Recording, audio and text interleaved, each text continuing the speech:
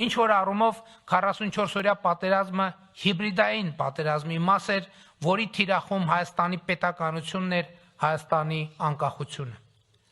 Բայց գիտեք, հենց ժողովրդավարությունն էր, որ բառիս բուն իմաստով փրկեց Հայաստանի պետականությունը ու անկախությունը։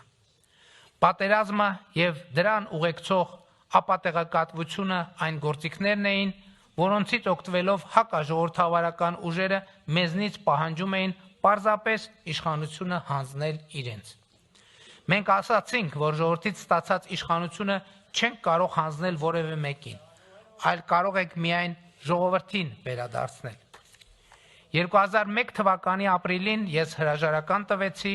արդյունքում լուծարվեց երկրի խորհրդարանը եւ մենք ունեցանք արտահերթ խորհրդարանական ընտրություններ սահմանային էսկալացիաների, Հայաստանի ինքնիշխան տարածքների օկուպացիայի եւ տեղեկատվական ահաբեկչության պայմաններում։